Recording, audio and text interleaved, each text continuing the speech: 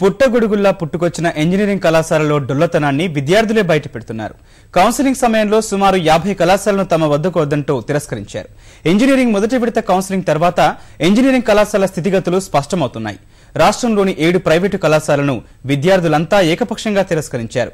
కనీసం ఒక్క విద్యార్థి అయినా చేరేందుకు ఇష్టపడని ఆ కళాశాలల భవిష్యత్తు ఇప్పుడు అగమ్యగోచరంగా మారింది.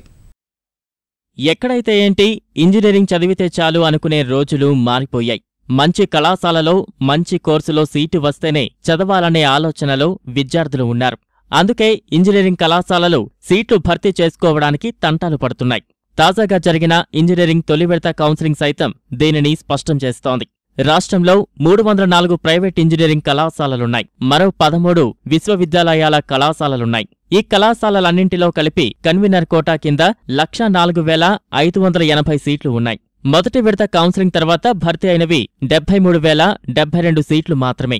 ఇంకా 35,176 సీట్లు మిగిలిపోయాయి. యాజమాన్య కోటాలో మరో 31,374 సీట్లు ఉన్నాయి. తుది విడత కౌన్సిలింగ్ తర్వాత యాజమాన్య కోటాతో కలుపుకుని 20,000 సీట్లు భర్తీ అయినా 40,000కు పైగా సీట్లు ఈ ఏడాది మిగిలిపోయే సూచనలు స్పష్టంగా కనిపిస్తున్నాయి. 100% ఫిలప్ అయిన కాలేజెస్ 3 కాలేజెస్ ఉన్నాయి. 100%. ఈ విధంగా చూస్తే ఇంజనీరింగ్లో ఇప్పటి వరకు 67.5 సీట్స్ మాత్రం ఫిలప్ అయినాయి. ఇవి కన్వీనర్ కోటాలు. దీన్ని అనలైజ్ చేసుకుంటే 2,207 కాలేజెస్ వయబుల్ కాదేమో అనేటువంటి ఉద్దేశం అంటే దీని ప్రకారం అనిపిస్తుంది.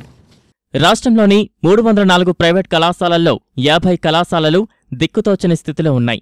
మొదటి విడత కౌన్సిలింగ్లో 7 కళాశాలల్ని ఒక్కరూ ఎంచుకోలేదు. 5 కళాశాలల్లో గరిష్టంగా 7 విద్యార్థులు మాత్రమే చేరారు. 40 మందిలోపు ఉన్న కళాశాలలు మరో 40 వరకు ఉన్నాయి. కేవలం 5 నుంచి 40 మందిలోపు విద్యార్థులు మాత్రమే వివిధ కోర్సుల్లో చేరితే ఆ కళాశాలల్ని నడిపేందుకు యాజమాన్యాలకు కష్టతరమే. అలాంటి కళాశాలలు ఈ ఏడాదికి అడ్మిషన్లు వదులుకోవాల్సిందే.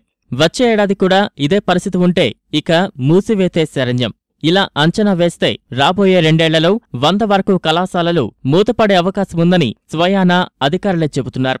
ఒకరిద్దరు మాత్రమే చేరిన కళాశాలల విద్యార్థులు అప్రమత్తంగా ఉండి 2వ విడత కౌన్సిలింగ్ కోసం సిద్ధపడాలని అధికారులు సూచిస్తున్నారు. జూలై 9, 10 తేదీల్లో కౌన్సిలింగ్ నిర్వహించి 11న సీట్లు ఖరారు చేస్తారు. తొలి విడతలో సీటు వచ్చిన విద్యార్థులు కళాశాలలో రిపోర్ట్ చేస్తే చాలని, ఫీజు చెల్లించడం, ధ్రువపత్రాలు కళాశాలలో ఇవ్వడం వంటివి చేయాల్సిన అవసరం లేదని తెలిపారు. తమకు కళాశాలలో చేరేందుకు ఇష్టం లేకపోతే ఆ విషయాన్ని సహాయ కేంద్రాలకు తెలిపి 2వ కౌన్సిలింగ్కు హాజరు కావాలని సూచించారు.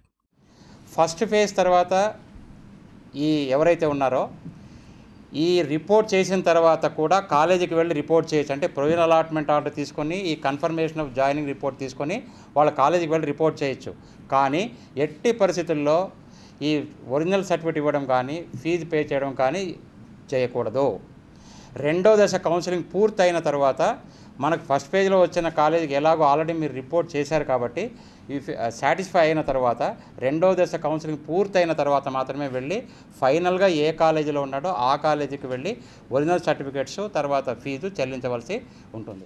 ఉస్మానియా విశ్వవిద్యాలయం పరిధిలో చదివిన తెలంగాణకు చెందిన 1,672 మందికి ఏపీ ఎంసెట్ కౌన్సిలింగ్ ద్వారా సీట్లు దక్కాయని అధికారులు వెల్లడించారు.